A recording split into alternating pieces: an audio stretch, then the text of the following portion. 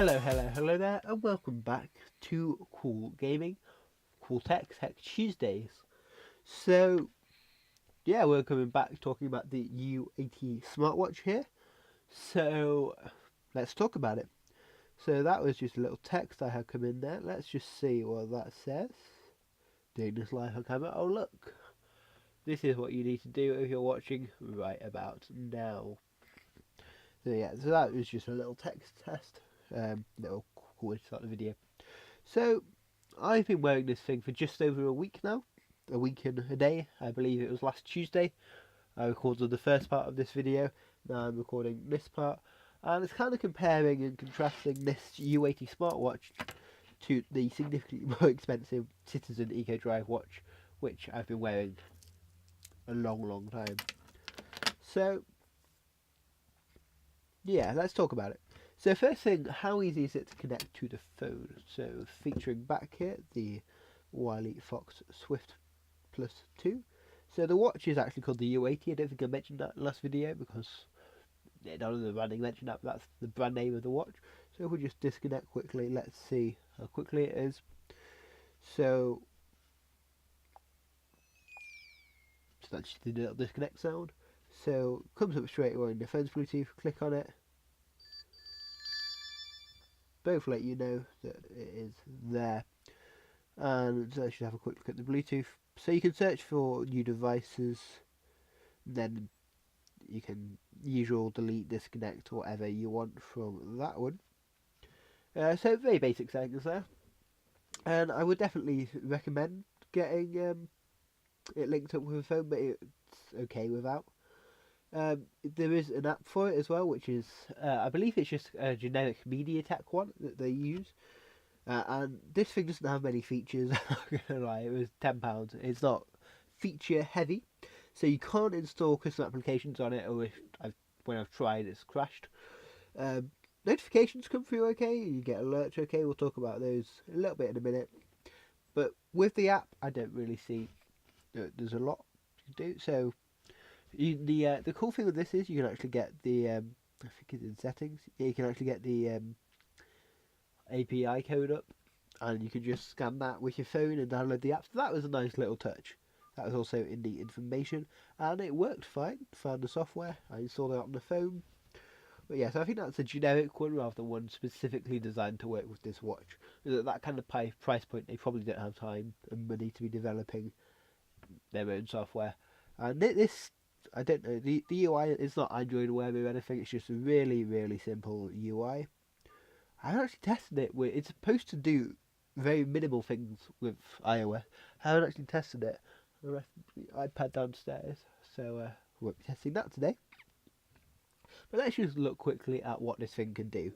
So on the home screen now, you can't change these, which is kind of irritating because these aren't the ones that I've ever really used. So you can look at the Bluetooth settings, which we just looked at, and there's this one, which is the pedometer, which is a pretty cool feature. I think if you're into fitness, then grabbing this watch already, smartwatch, is probably a good move because they have a pedometer on them. You want to count your steps, you want to tell the time, it's always there. It's pretty useful, pretty accurate. And you can set some basic settings in it. Tells you how many calories and stuff you've burned off. So it was quite comprehensive. So it was height, weight, and kind of your step length, which was cool. Now this one is about resting. So you can get messages, well, notifications throughout the day to tell you to to tell you to stand up. And there's also one in the main menu for water. So drink. So and then there's a sleep monitor, which I used once and it cut out. In like the watch didn't run out of battery or anything, it just cut out. So that seems to be pretty useless. Power saving is pretty decent. It does save the battery, but it does kill the brightness on the screen. So I've been leaving that off mostly. So yeah, this is anti-loss thing, which is configured through the app on the phone. And but it's not about your phone, which I thought it would be. It's about if you move too far away from your phone and the watch pings. Okay, I've not set it up. I don't need my watch pinging every time I'm more than 10 meters away from my phone. Yeah, so let's have a look at some of the other things. So you can actually call people on here. Oops. You can actually call people on here. And I'm told the mic isn't bad. We're going to listen to the speaker in a moment. Here's the other thing. So with notifications, texts come through just like they did at the start, and then you go through to the text app and you have a look for them. Other notifications come through as well, and they come into this BT Notice thing. So at first I thought BT was sponsoring this watch, British Telecom, but it actually stands for Bluetooth, which, if you think about it, is pretty simple. And that's up to you. I had 5 a minute ago, but it seems to clear them after a while, especially if you're using the watch. But they come up on there, and it's not really all that useful because it doesn't really give you any details. It just kind of tells you the app and who. So in Discord, it says Discord and the person who did it. It doesn't actually really tell you what, so you have to actually get your phone out and check that. But for texts, I mean, usually you want to reply to a text, so it's kind of pointless for that. But sometimes you get a text through and it's just notifying you of something. You don't have to get your phone out, you just go through to your watch. But I feel like that would be more useful if it came up on the home screen, where you do actually have to navigate through. So to get to that, you have to turn it on, and you have to click that button and messages and inbox, which is quite slow at loading. And then that you study to and like, yeah. Anyway, so let's get on to some more exciting stuff. So the coolest feature for me, let me get the Swift back in shot. So one of the coolest features for me, let me just unlock this, is 2 things really. So one is the camera. So I haven't actually managed to think of a scenario where this might actually be useful, because it doesn't display anything on the watch, but you can have your phone, it comes up on the camera. Right, I'm just going to put my phone all the way back there. Then I can hit capture on the watch, takes a picture on the camera, and then it comes up with the image on the. I put it against the book, so the camera was kind of covered. I mean, there's not any options or anything on here, so it's not all that useful, really. I don't think it'd be really nice if it actually gave you the image on the phone. Let's just get the recorder here.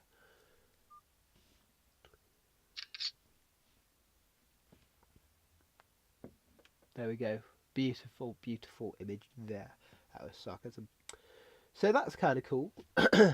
Not really used it all that much though. Like I said, I've not really found a scenario where that might actually be genuinely useful. The other cool one, which again, I haven't really found a way where it would be genuinely useful, but you can do music and stuff. But you can't actually play the music off your phone. You have to listen to the music off your watch. Yeah, but you can volume down, you can volume up. Gets pretty loud. Let me just move this towards the mic. It gets pretty loud. Like at macro volume, it gets really distorted, as you can hear there. And you have to volume down first before you volume back up. But yeah, the volume isn't bad. So for getting notifications and stuff, you do hear it. But then you can also control it. So this is being played off the phone, off VLC here. Just listening to Alan Walker. But yeah, you can control that. Pause that. So that's somewhat cool. I haven't actually played around with it to see if you can just control the phone, because I can see that being useful. Like, well, if you want to change songs rather than getting your phone out and having to push a button, you can just do it off your watch. I can imagine that being useful, and it's something that I know a lot of other smartwatches can do. So I might have a play around with that and see what it can do, but I haven't managed it so far. Then the only other things it has is the tools. So in tools, we have the calendar. I discussed some of these in the early part of the video. Calendar doesn't do anything, it just tells you the calendar. But if you want to know like what day things are, like if you want to know what day the 23rd of April is, then you can find out that that's a Sunday. I mean, that's kind of what that's useful for. Haven't listened to the alarm, done the alarm. Let's actually just set that up quickly.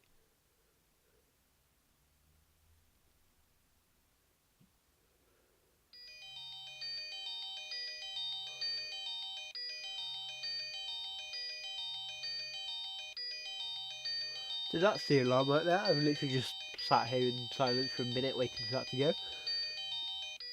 But yeah, I kind of like that. It's vibrating, which I expect. It's not vibrating for anything else. Um, but yeah, so I'd say that will probably wake you up in the morning if you really needed it to. Phone's decided we need more music. My watch rather decided we want more music. The swiping between screens is okay.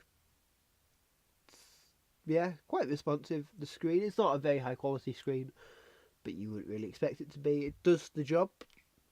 This calculator, now the calculator does work, but it can be quite hard. Like I meant to hit minus there, it can be quite hard to actually get things. I mean, it's probably going to be quicker to get your phone out. Then this is stopwatch, which I have actually used a couple of times. So maybe you can just use it as a split timer like that. And that works fine enough. And that's one of those things that you might use quite a bit. I don't think there's a countdown timer because it's a stopwatch. But in menus it can be a bit unresponsive like that. But yeah. So that's pretty much it on the smartwatch front. Let's talk a bit about battery life. So the battery life, so the two things that kind of save battery, so there's the power saving mode, and you can not connect it to the phone. Both of those actually save about the same amount of electricity. But if you do use it with the phone, then it's probably going to last about a day. I mean, it lasts the day fine. It's died on me once, and I think that was like when the battery was halfway full. So battery wise, it's actually a lot better than I was expecting it to be. So it should last a day even if it's connected to the phone. But yeah, let's actually talk about this. I mean, this thing right here will never die. Well, as long as it's still working, it's pretty much impossible for it to die because it is solar powered. If it does die, you just put it out in the sun for a while, recharges. It's fine. It's brilliant. And this guy, I mean, I was like wearing a watch. My wrist feels really weird. I just kind of feel naked if I'm not wearing a watch. So when I had to take it off the charger, that was just really uncomfortable, like for me almost. So yeah, I'm not a convert based on this smartwatch. I'm not a convert. So comfort wise, that's something else. So the silicone band is actually pretty comfortable. I mean, if you get it, you don't want it too tight. I mean, there's kind of the temptation there to put it on quite tightly, but it doesn't need to be on too tight, and it's pretty nice. It feels pretty secure. I don't feel like it's gonna fall off at all. Having the metal plate, like if this was plastic, it would be a lot less comfortable. But it being metal, it's actually quite. It's not too different compared to this one actually wearing it. Metal wise, it's actually no heavier. In fact, I think this one's a bit heavier. So comfort wise, it's nice. Should you buy this product? If you have a tenner lying around, it's a fun thing to play with. Really, I mean, if you just want to play around with something that's connected to your phone, it's fun. Buy it. I think that's probably mainly what this is here for. It's not an Apple Watch, so you have to. If you want to see the time, you actually have to push the button, which is kind of irritating. And with this one, you just look at it and you already know the time. So I prefer it on in that regard to this one. And I've used the pedometer a couple of times, but I mean, for me, if I've got to look at a text on here, apparently I've got one come through. If I've got to look at a text on here, which really help when you're not wearing it, then in that time, I could have unlocked my phone. I could be using my phone right now. Let's just quickly show you how the notifications look. So, whatever comes up as a notification on your phone comes up on the watch. I've got a VLC for when we were playing music a while back. And you have to swipe to go to the next one along this top bit. You can't swipe on the bottom bit. You just scroll up and down. That's kind of the information it tells you. It tells you the app, tells you vaguely what, and it tells you when it happened. So if this was Facebook, it would say Facebook. That's pretty much it. It just says Facebook really, and a little bit of the notification. So for that, in that respect, looking at notifications and texts, you may as well just get your phone out, if I'm honest. And when I'm at work or whatever, I just have my phone on the desk like that anyway. So it's literally no harder to get this out of my pocket than it is to look on the watch. It's also faster. Ooh, let's not delete all. But yeah, it's a bit of fun, I think. And it does work. It is a usable product. If you genuinely want a smartwatch, I think if you genuinely want to try a smartwatch, you don't wear a normal watch, this is a good place to start. I mean, a lot of the Android smartwatches, you can get them for between 100 and 200 quid, which isn't, compared to a phone, well, not this phone, but most phones, it's not outrageous. So, you can use, if you just want to see, do I want to buy and wear a smartwatch, get something like this and just wear it for a week. I kind of changed my mind about smartwatches. It's been an experience, but that one's out for me. I'm going back to the Citizen Eco Drive, which does nothing but tell the time, but that's all I really want it to do. So there. Thank you very much for watching this episode of Tech Tuesdays, and I hope to see you again for the next one.